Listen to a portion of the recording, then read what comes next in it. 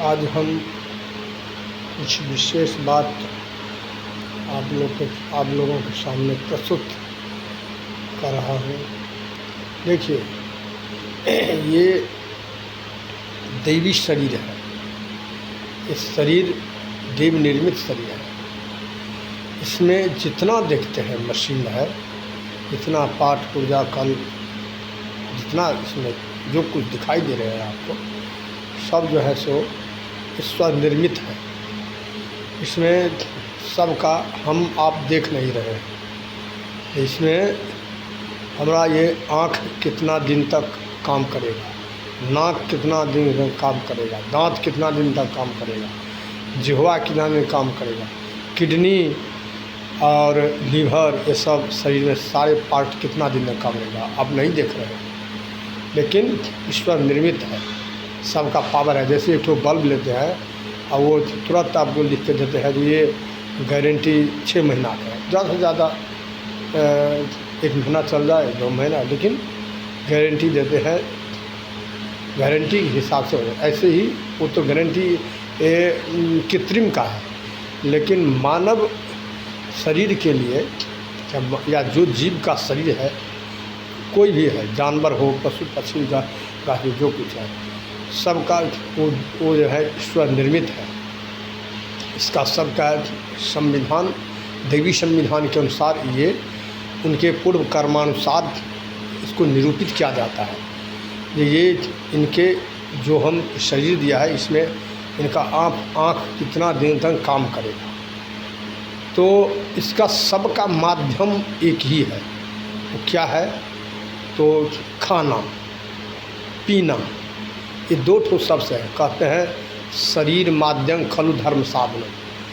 जितना शरीर, सारे धर्म का माध्यम शरीर ही है, और वो सारे धर्म का तो शरीर कहता है, कहा गया है जो शरीरं व्याधि मंदिरम, ये शरीर व्याधि का मंदिर है। क्यों मंदिर है? तो खाना हमारा लीवर भगवान ने दिया है अन्न पचाने के लिए।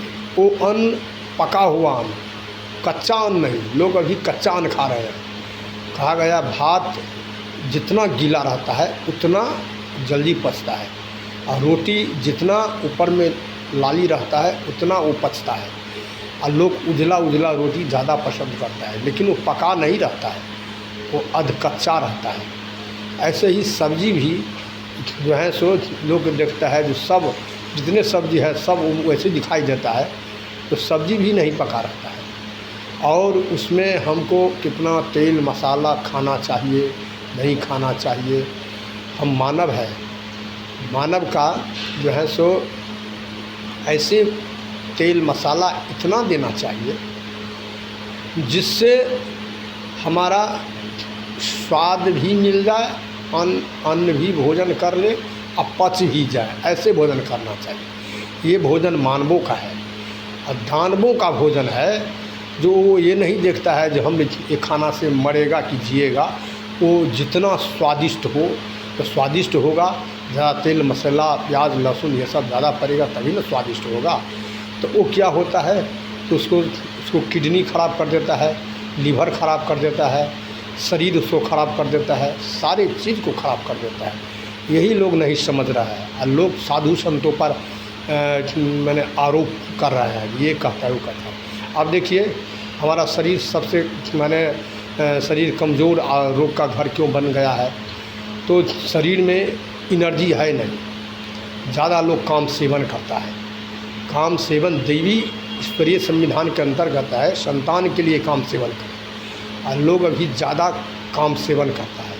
इससे क्या होता है? तो पुरुष का जो है सो तत्व जो है, जो तत्व पर ही आधारित शरीर है, यदि तत्व समाप्त हो जाए तो शरीर के नाना प्रकार के रोगग्रस्त हो जाते हैं। महिला का भी है, यदि वो रक्त उसका खराब हो जाए, ज़्यादा सेवन करने से रक्त खराब हो जाता है, तो उसको भी नाना प्रकार का रोग व्याधि हो जाता है। और ये भी है, यदि एक से अनेक से संपर्क यदि हो, पुरुष का भी या महिला का भी हो, तो क्या हो जाता है? तो उसको भी रोग का माध्यम है। उससे भी रोग पकड़ लेता है, वो सुखी नहीं रह सकता। जिंदा जी वो मरे के समान लगता है, जब शरीर हमारा भोग्य करने योग्य नहीं है। बहुत कम उम्र से, ज़्यादा उम्र नहीं, कम उम्र से ही उसको दिखाई देने लगता है और हमारा जीवन बेकार है। और कहाँ जाते हैं ये पैसा, तो देने जाते हैं वो डॉक्टर के पास, दवा के पास, तो पर भी वो फ़ायदा नहीं करता। जीना चाहता है लेकिन जीता नहीं है, आधा मरा हुआ के समान वो लगता है।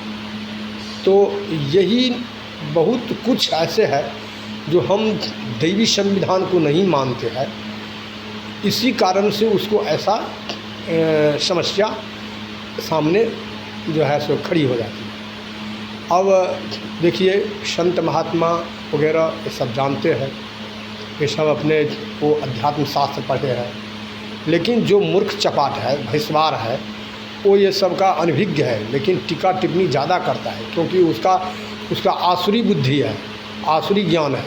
तो आसुरी ज्ञान जो है सो उसका नीचे ले जाता है और जो दैवी ज्ञान है ऊपर की तरफ उठाता है। तो यही समझदारी न रखने के कारण क्या होता है, तो शरीर जो है सो मरे के समान लगता है। जिंदा भी है तो मरे के समान लगता है। उस शरीर से आप कुछ नहीं कर पाते हैं, न राजभोग कर पाते हैं और न उससे आप चल सकते हैं, न भूल सकते हैं, न कुछ कर सकते हैं। शरीर जो है सो तो दैवी संविधान को अपनाना चाहिए, ईश्वरीय संविधान को अपनाना चाहिए और अपना लोकाचार जो पहले से होता आ रहा है, जो आपके पूर्वज कर रहे हैं, वृद्ध प्रपितामह पितामह पिता, उस लीक पर तो चलिए। अभी नवीन युग में क्या करते हैं, तो लोग ज़्यादा आसुरी बुद्धि वालों, बहुत ऐसा डॉक्टर सब है जो पैसा कमाना ही समझता है, वो गद्दार साबित दिखाई देता है। गद्दार साबित माने वो अपने आप को दिखाई देता है, क्योंकि वो पैसा चूसने के फिराक में रहता है कि कैसे इसको पैसा ले ले। पहले हम लोग देखे हैं, डॉक्टर आँख से देखने के बाद में बस उसको 2-4 ठो दवा दिया, बस ठीक है। इतना ये टेस्ट वो टेस्ट ये सब नहीं बताता था, लेकिन देखने से ही वो उसको देता है। अब ये टेस्ट वो चारों अनेक टेस्ट बताता है, फिर भी उसका दवा जो है उसे महीना कितने दिन तक चलता रहता है। तो यही सब यदि हम अपना खान पान आहार विहार अच्छे रखें और उचित धन का उपभोग करें, यदि आप गंदा धन का उपभोग करेंगे तो वो भी शरीर रोगग्रस्त हो जाता है। जैसे लेट्रिन पर का जो कुछ सब्जी है उगा हुआ, उस सब्जी खाएंगे तो उसमें कोई तत्व नहीं है, वो आपको वैसे ही जैसे उसमें अवगुण है, वो महकना, गंध देना इत्यादि, वो ऐसे ही शरीर को जो है सो खराब कर देता है। और तो यही समझ लीजिए एक उदाहरण दिया है, ऐसे अनेक उदाहरण हैं। अब हम अपने वाणी को विराम देते हैं। ये हम वीडियो के माध्यम से उन सबको नहीं, उन अज्ञानियों को बताता है जो आसुरी बुद्धि के हैं। ऐसा बात नहीं है सब आसुरी बुद्धि के हैं, लेकिन पढ़े लिखे तो समझ जाते हैं और अच्छे ज्ञानी भी जानते ही है। तो जो अनजान है, आसुरी बुद्धि के तरफ ज़्यादा भागता है, उसको थोड़ा संभल करके चलना चाहिए। यदि जीवन रखना है तब अब हम अपने वाणी को विराम देते हैं। बोलो नारायण भगवान की जय।